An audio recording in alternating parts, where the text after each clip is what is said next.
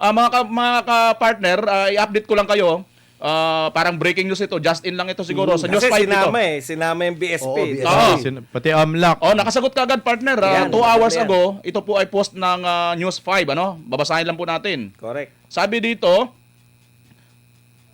we emphasize that the BSP and the EMLC continue to perform their mandates in accordance with law, guided by independence, professionalism, and due process. Ang detalye, partner, ito sa Tagalog.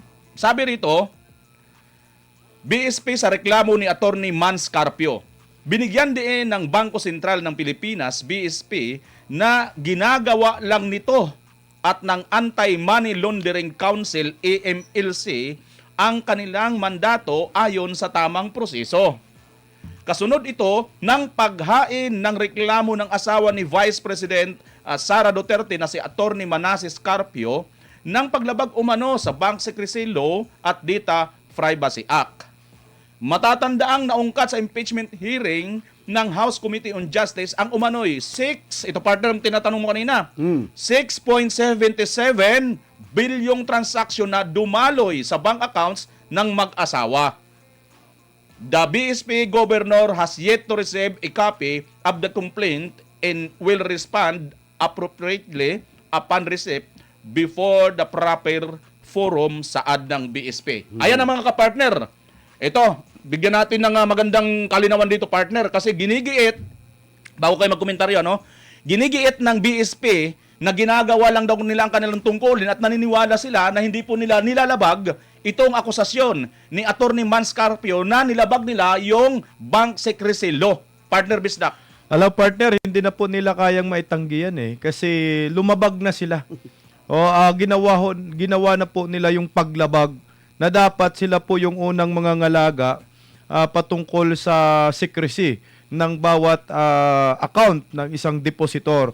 Maliwanag yung paglabag nila dito sa Anti-Money Laundering Act of 2001, yun nga yung 9160. Oo. Alam nyo po ba, may ebidensya may hearing may video, lahat nandun, alam ng sambayanang Pilipino. Tama ka dyan. Kaya hindi nila po pwedeng itanggi na lumabag sila. Matindi pala yung partner, parusa nito, partner. Anong parusa Ang niya, parusa partner? nito, partner, mukhang nagkamali ako kanina. Mas mataas pa pala. Oo. 7 taon hanggang sa 14 na taon ang pagkakulong mo dito sa paglabag mo sa Anti-Money Grabe, Laundering Act. Ito yung kasong kriminal, isa sa mga kasong kriminal. At ang multa pala nito, partner, 3 milyon hanggang sa 6 na milyon. Sa isang kaso pa lang yan. Tatlo, partner. Yung isa, partner. Partner, sandali Sa binabanggit mo na yan na ganyang kalaki ang magiging parusa na pagkakakulong, mukhang hindi napasok dito ang immunity ng mga congressman.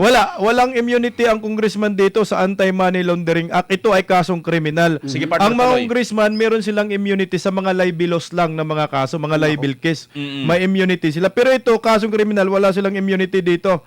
Pasok sila dito. Kahon sila dito, Oo. partner. Isa pa, sa Bank Secrecy Law. Sa Bank Secrecy Law pala, 5 taong pagkakulong yan. So, ibig sabihin, kung makonvict sila dito sa Anti-Money Laundering Act, 14 years pagkakulong, plus 5 years, partner. Di 19 years na yon na pagkakulong. Meron pang kasong kriminal, isa pa, Data Privacy Act ng Republic Act number 10173. Ilang taon pagkakulong? 1 taon. So kung makonvict sila dito lahat sa tatlong kaso, 20 years sila makukulong. Balik rehas ka, Laila de Lima, parang ang buisin dito. Partner, hindi lang yan. Per ano yan? Per counts. Per count counts. yan. Kung ilan yung nilantad nila. Nako. Baka Ganun karami yung counts, makukulong partner. habang buhay, partner. Parang yung pagka sinampang ka ng Libel. libel, kung ilang beses 10 mo counts. ginawa. Parang ganun. Nako. Wala pa tayo ron kung ilang beses nilang nilabag yan. Correct. Partner, bago tayo magpatuloy sa ilang counts na yan, baka naman palakpakan muna natin kasi 1,000 counts na po ang live viewers natin ngayon. Mga partner, sa maaga pa lang natin. Okay, partner Dan, tuloy mo yung ating talakayan. Naku, kinuwenta na po ni Partner Bisdak yung pong pagkakulong, maabot ng 20 taon na pagkakulong. Hindi na siya pasok sa provision. Kasi kapag ang kaso ay saklaw po ng 6 na taon, ay pwede kang magdeklara at pumunta ka sa provision, sabihin mo, magdedeklara ako ng provision. So, hindi na pala siya pwedeng mag-provision itong mga to, talagang makukulong. Anyway, ano ho ba sinasabi ng batas? Diyan ano ho sa sinasabi dyan na kinasuho ni Manscarpio. Ang sinasabi po dito, ito number 1 ho, sinasabing tanging ang korte lamang, ang korte lamang ang pupwede na magpasabpina dyan sa AMLAC. Oo. Pangalawa, during trial for the impeachment in Senate. Dalawa lang po ang sinasabi dyan. Ngayon, sila mismo na umaamin na hindi naman ito trial eh. Hindi ito mini-trial, hindi ito trial. Sila mismo umamin diyan. Ito hong nasa Committee on Justice. Ngayon, ito po mga kababayan. Ano ho ang sala? Ano ang pagkakamali? Ito pagkakamali po, bukod po sa pinatawag ang AMLAC, kinalkal po live. Live po yun eh. Oo. Nasabi doon, kaya nga may secrecy law eh. Correct. Di ba? Kapag sinabi mong secret, hindi pwedeng sabihin. Kaya nga Di ba? secrecy. Kaya nga secrecy. Parang confidential to na hindi pwedeng sabihin. Ngayon, sino ho ang lumabag? Sino ho lumabag? Nakita po ni Manscarpio ngayon ito. Durog. Durog talaga sila dito. Na eto yung sinasabi natin na nag-iipon lang sila ng bala para ibala sa inyo. Bato kayo ng bato, iniipon yung mga bato na hindi naman tumatama. At yung mga batong yon ibabalik sa inyo at dadagan sa kanila, partner. Tama. Nagbumerang sa kanila. Nagbumerang. Oo. Ganun nga mangyayari. Partner Buds? Ako, eto tignan nyo po sa actual meron pong premise na asset si Romualdez. Alam ba natin kung magkano, Kasi nga, bawal lantad. Premise na yan, Correct. Ibig sabihin, dumaan yan sa korte. May korte na partner. Merong sinasabi yung korte na, teka muna, mukhang eto nga, sa pananaw ng korte, may probable cause na yung yaman na to ni Romualdez ay maaring galing sa nakaw. Nakaw. Kasi premise yan eh. Oo. Pero ganun na po ang pananaw ng korte. Hindi po nilalabas ng AMLAC, hindi po nilalabas Correct. ng mga bangko kung magkano ang laman ng pinapris. Bakit?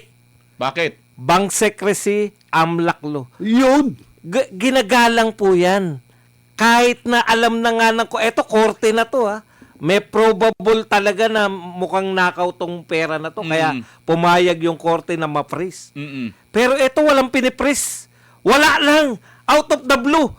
Tanong ko, kasama ba sa reklamo nyo na nag-money launder yung si BP Sara? Wala. Wala. Laging confidential fund, confidential fund. Asa na si Mary Grace Piatos? Kinain na. Nawala na bigla. Kinain. Pinulutan. Nawala na bigla sa eksena. Wala na. Samantalang yan yung lagi yung pinoproblema na sino si Mary Grace Piatos. Oo. Dito na lang tayo kasi nakarinig sila ng bilyon. Wala sa salin. Utot mo, tsuwa. Paano magkakaroon sa salin yan?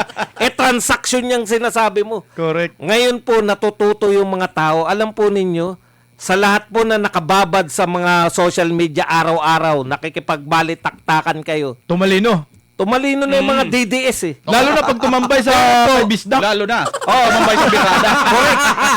Pag mga tumatambay sa mga channel natin, talino po yung mga Duterte supporters. Siyempre, nagre-resorts tayo eh. Yun. Nalalaman nila Pag ngayon. tumambay sa kabila, ano mangyayari, partner? Ayan, sila na lang naniniwala. Kaya Nagiging nga, Claire Castro eh. ang sinasabi natin, pag kayo po, nakababad kayo sa social media, pero naniniwala pa rin kayo na bilyonarya sa BP Sara, it's either uto-uto talaga kayo o 80-80 kayo. Pwede ba kayo pa-rejoin? Kasi binabagid nyo kanina eh. Si, yung Piatos? Oo. Ako papasalamatan ko si Piatos. Bakit? Kaya nyo, papasalamatan ko po si Mary Grace Piatos. Dahil sa kakapiatos, I would like to congratulate the Armed Forces of the Philippines for successful natagumpay, partner, na nasupil yung mga CPP, NPA dyan po sa Negros at dyan sa Leyte. Dahil po yan kay Mary Grace Piatos. Yun. Partner, basahin natin mga komento, partner. Babasahin ko mga komento muna, tapos mayroon pa akong May sumagot, partner. Sumagot. Kanina ano, 'di ba? BSP. Ngayon, sino? Ngayon mayroon. Mamaya. Amlak naman. Itatir natin. Hindi, sandali. Baka yung laging nakakiling. Si Percy Tabi ba Sabi yan? na natin, favorite ni partner Buds. Oo. Okay. Labi? Pinoy farmer fresh from Bukidnon. Oh, mabuti pa may mga fresh dito sa Bukidnon. Oo. Magpaliwanag sila sa court, sabi niya. Sabi naman ni Vilma, masyadong defensive, BNK Sentral, sabi Bangko niya. Sentral. Bangko Sentral ng Pilipinas. Oh. Erma Kamay, Bendalungani. Ayan, para mga kapartner. Bendalungani. Bendalungani. Partner, bigyan ko lang ng konting komento yung sinasabi ni Partner Buds kanina. Dito nakikita talaga na mayroon silang tinatawag na double standards. Pagdating sa pag-ano nila, pagtingin dito sa AMLAC or dito sa bank secrecy law. Kasi katulad na sinasabi na paliwanag ni Partner Buds, bakit kay Martin? Eh mismo na yung korte na ang nag-uutos na mayroon pinipraise.